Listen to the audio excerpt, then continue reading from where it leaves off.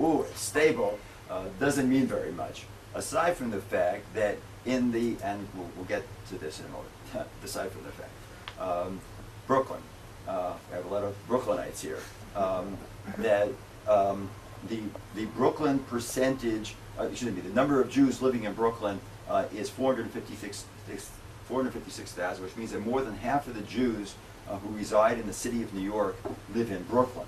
And 240,000 of them approximately, again, very difficult to count Orthodox Jews. Approximately 240 are Orthos, and 124 are Russians. If you combine the two and you remove the overlap between the Russians and the Orthodox, we're not talking about Russian Orthodox, but the Orthodox Russians, you end up with 352,000. 77% of the Jews in Brooklyn are either Russian and or Orthodox, or Orthodox and or Russian, which again is an astounding number. Let's talk a little bit about the Russian-speaking community. I think everybody knows about the influx of Russian Jews, and as the last sentence of the first bullet says, that New York's Jewish population from the FSU would rank among the top 10 Jewish populations in the United States of America.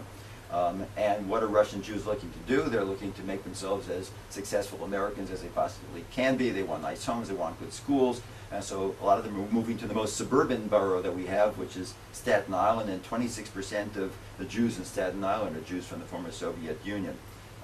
And in Queens, of course, there's a large Jewish population.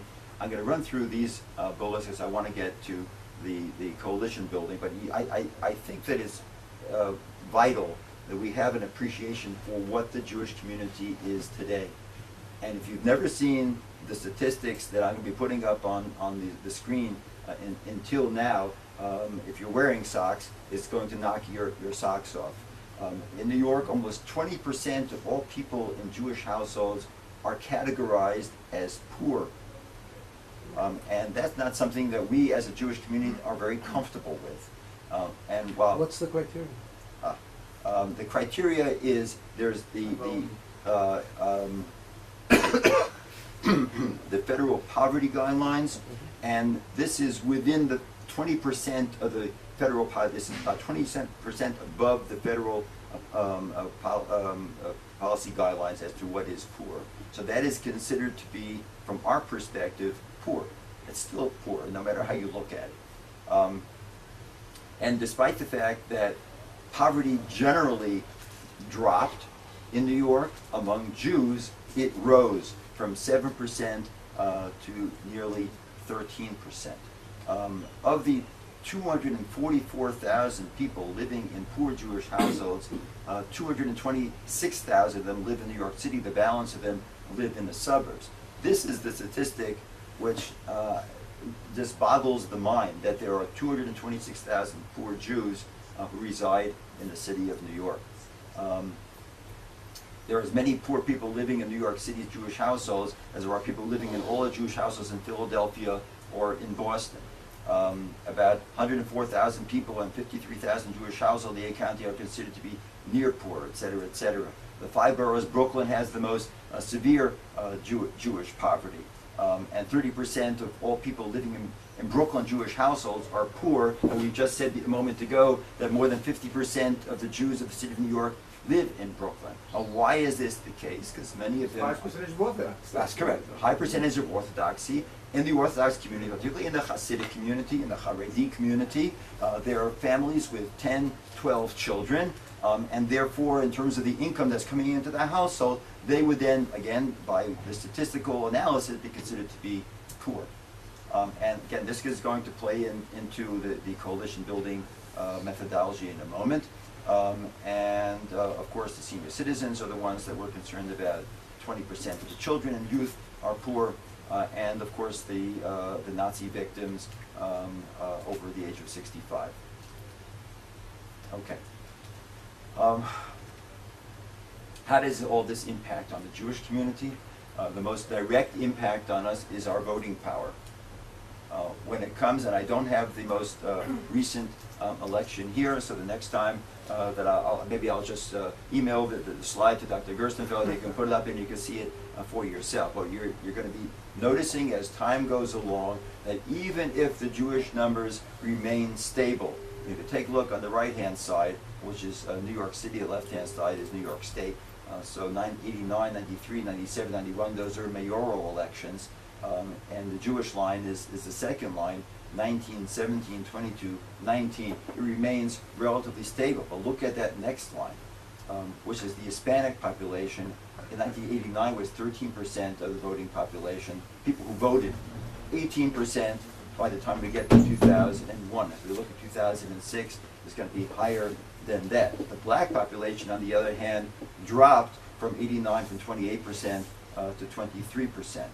The white people, as I said, you meet on the street are the white Catholics, and their numbers have dropped as well. And the Asian number right now is negligible, but finally there are Asian elected officials in New York, both one assembly member and one city council member, and those numbers are eventually going to be growing. And as we said before about the Koreans registering their own voters, that number is definitely going to be changing. So our ability to impact public policy is directly linked to our presence in society and our ability to work with others, therefore, Cause New York. This is the transition. What is Cause New York? It's an acronym. Does it really mean that much? The answer is no. Creating awareness and understanding through service and education. We just had to come up with a name for a division within the JCRC that dealt exclusively with intergroup relations and coalition building. And as my director, my fascinating director of intergroup relations, Bob Kaplan, refers to it, making New York's new diversity work. This is new diversity, not old diversity. This is an array, an amalgam of ethnic communities that is found nowhere on the planet Earth. Nowhere. How do you deal with it? The mission of Cause New York is to enable and assist the creation and growth of community-based initiatives and leadership training designed to meet the complex challenges of New York's diversity. Oh, by the way, I'm going to go back up a second. I think many of you know, and this is just a tangent, many of you might have read, because this might be something that actually the Israeli newspapers wrote about, that there was an interest in building, which was established, a public school in New York that would focus on Arabic language and became a very, very hot topic in New York. And they retained a woman to be the principal of this school, and a question was asked of her about a T-shirt that was produced by an organization that she had some indirect affiliation with, that had on the T-shirt Intifada NYC, Intifada New York City. Did she find that to be objectionable? And she said no, because Intifada really means shaking off, and shaking off of oppression for Arabic women. Excuse me? Like jihad.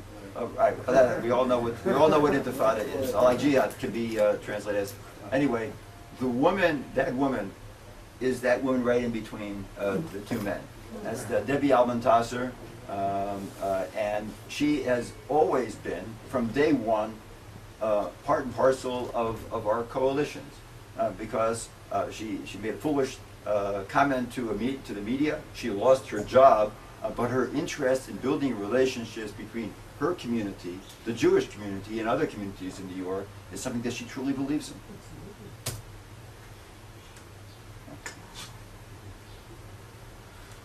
I don't know to go through all that. Okay, making New York's city diversity work. Okay, here is a very fuzzy map for those of you who recognize it of the subway system of New York. Neglecting the details on that map, which none of us can see, but there are 180 different ethnic communities, language communities, religious communities that reside in the city of New York. The full diversity of the community is such that JCRC, as the representative of the Jewish community, felt that it was important to be engaged in. Number one, our objective is to empower communal leadership. We're not talking about people who have negative impressions of the Jewish community. Most of them have stereotypical impressions of the Jewish community. They know not what we are, so whatever they might have read about is what we are. So our objective is to identify who we are to them and to give them the skills to lead their own communities. We give them training. We give them decision-making training as well. We inform them about public policy. We try to improve relations between the community. We serve, as you see in the last bullet, as mentors, as monitors, as teachers, as providers, without giving them one penny of JCRC funds. These are our 6 areas of concentration: community building, coalition incubation and capacity building, community leadership institutes, teaching a new generation of leaders in the skills of community building, community-based consultation, and crisis management. And as this slide we'll be putting up in a moment, in September 11th, 2001, there was a huge problem.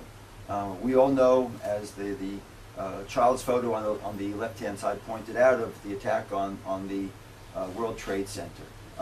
The Muslim community turned to the Jewish community of New York, that's us, and said, help us. We are now being stigmatized because of the dastardly act of those radical individuals. Can you lend us some assistance in ensuring the safety and security of our community and our ability to live as New Yorkers, as you and the Jewish community do? So there was outreach into the Muslim community. We created a statement condemning all acts of terrorism and hatred. It was signed on to by all the Arab coalition partners that we have. It was published in 6 languages, including Arabic, and published in the Arab language newspapers. And guess what was there? The logo that you saw right at the beginning of my presentation of the Jewish Community Relations Council of New York. It was a Jewish Community Relations Council ad in Arabic, signed on to by Arab organizations and an array of well over 300 organizations. And we provided grief counseling, conflict resolution, intergroup relations assistance into the Arab-speaking populations. I also say, as the next slide is coming up, there was another community in New York that was also in great need of assistance, and that was the Sikh community. Because the Sikhs, as you probably know, wear turbans and let their beard, their hair is tucked under the turban, but let their beards grow. And in New York, they were then being targeted by individuals who didn't recognize them as Sikhs, but thought that they were Muslims. Not that it was appropriate to beat up every Muslim that was walking on the street, but nonetheless, the Sikh community turned to the JCRC for assistance as well. Now, let me just pull back a second. So let's set 2001 aside, but that served as a strong lesson for us. We decided to embark on a model that had never been established in the United States.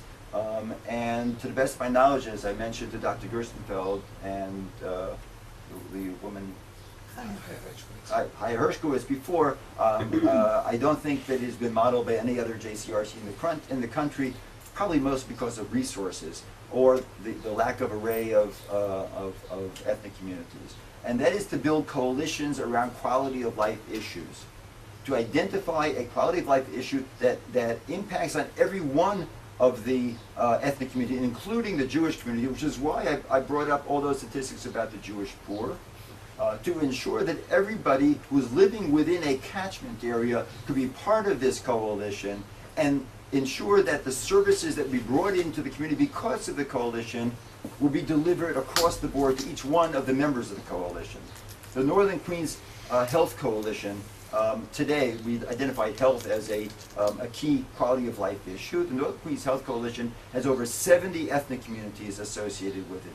The Greater Southern Brooklyn Health Coalition has over 90 ethnic communities associated with it. Staten Island, Lower Manhattan, we think of Lower Manhattan as the Lower East Side and Chinatown. That's not what it is any longer today. There's a huge Latino population that lives on the Lower East Side, not only with Chinese, but Chinese and all the other Asian populations, and a Jewish community which isn't only elderly Jews, but a lot of young Jews, a lot of yuppie Jews are now moving into that community as well.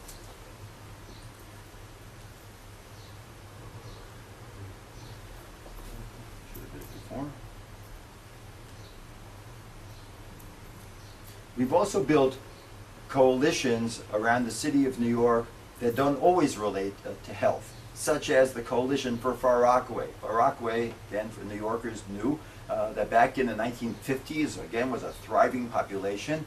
Then in the 1970s, in the 1960s, with the riots in the cities and people fleeing the city streets, the Jewish population remained, but as a small Orthodox population, and it's now growing as a Haredi population, but nonetheless, it's a minority. The Jewish population for Rockaway is a minority of the population as a whole. The largest population there is black. The objective and the leadership of this coalition from the Jewish side is a Haredi population, partnering with the black community on local initiatives. I'll talk about Project CARE in a moment. Brighton Beach Coalition, where you have, again, the large Russian-speaking population, building relationships with other ethnic communities. Canarsie Bridges. Canarsie is, again, a population at one time of 70,000 Jews, dropped down to around 30,000 Jews, influx of a lot of Caribbeans, and the Jewish community was in need of a whole range of services. They weren't getting them. We were able to pull this coalition together to ensure that collectively they would be served. And lastly, the We Are All Brooklyn, which encompasses the entire borough of Brooklyn, and Dr. Gerstenfeld invoked the Pakistani name before. Mohammed Razvi is the president of the We Are All Brooklyn coalition. He came with us to Israel during the Second Lebanon War, the same trip that Congressman Wiener was on, because he wanted to see Israel for himself. And I'll just say to you parenthetically, the most difficult thing was getting him into the country, but once he was in the country, it only took an hour.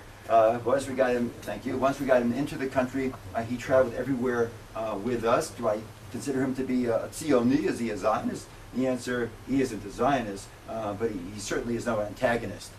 And in a rally that we had to condemn the original statements of Ahmadinejad calling for the destruction of Israel, it was Mohammed Razvi who stood up at a microphone in front of an audience of about 1,000 people to speak out against Ahmadinejad. Kol hakavod. And we have also these leadership coalitions. I spoke about it before, giving training to neighborhood-based, local-based leadership from all the ethnic communities in communal leadership in the Bronx, in Queens, and in Brooklyn. Okay. I'm going to go through these relatively quickly. Project CARE, Crown Heights. Everybody remembers in 1991 there were terrible riots that nearly destroyed the balance within the Crown Heights community.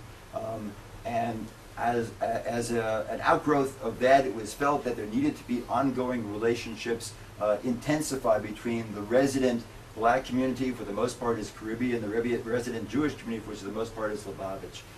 And we established this group called Project CARE. We provide the executive services to ensure that the projects are ongoing. Again, not a penny of JCRC dollars goes into this. These are monies that are utilized for these projects are either received from government or, again, not through us, directly to them. But we're JCRC is the advocate to ensure that the money flows into the community to reduce crime, to ensure that there be educational opportunities, et cetera, et cetera. I spoke a moment before about the 90 ethnic communities that are part of the Greater Southern Brooklyn Health Coalition.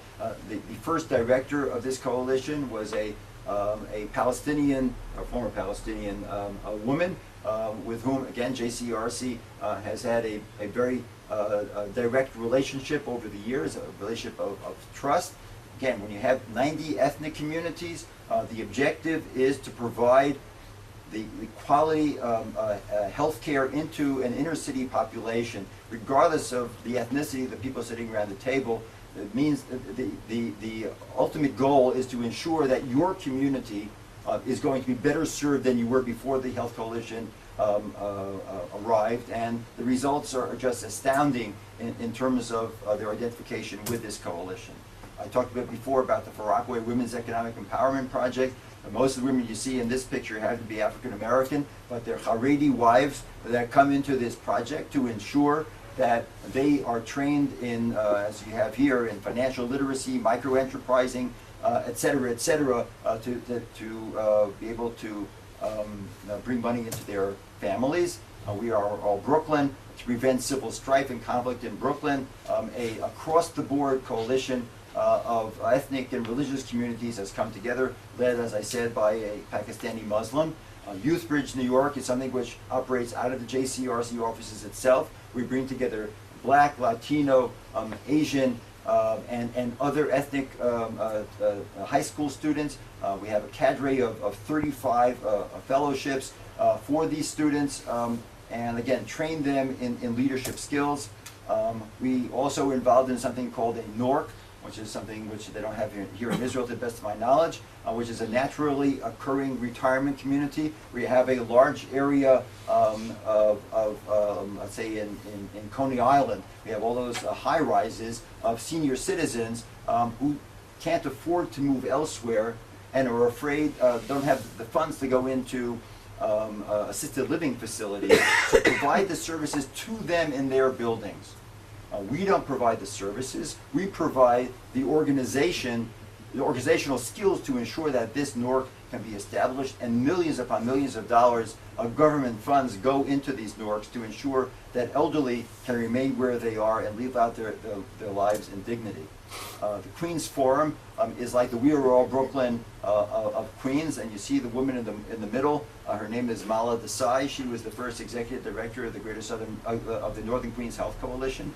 She is a wonderful Indian woman with an MSW, and who also came to Israel, one of JCRC's missions.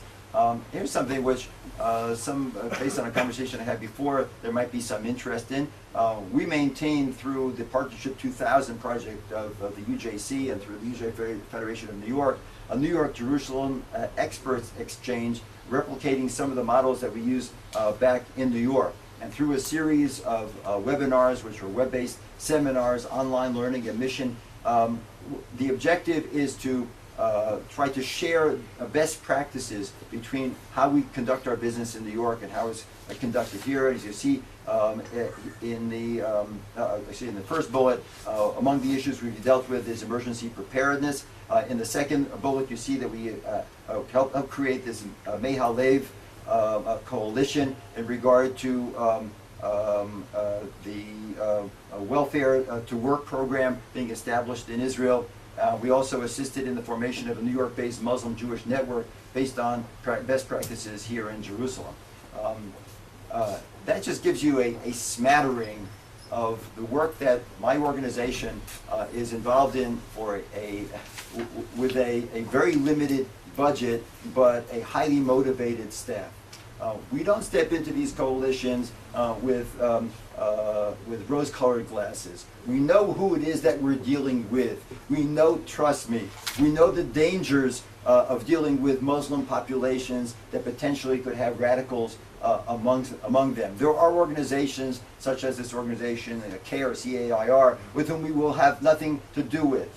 But there are neighborhood-based organizations that are seeking to model themselves after the Jewish community, to ensure that their communities can become as successful as residents of New York as the Jewish community has for the past 100+ years. We think that this model is something that can be replicated elsewhere. As you see, we're even trying to share some of it with friends in Jerusalem.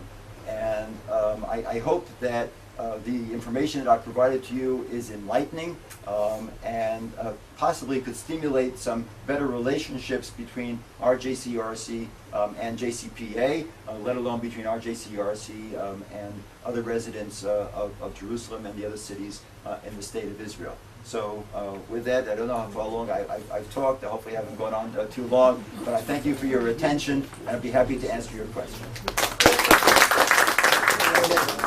Questions?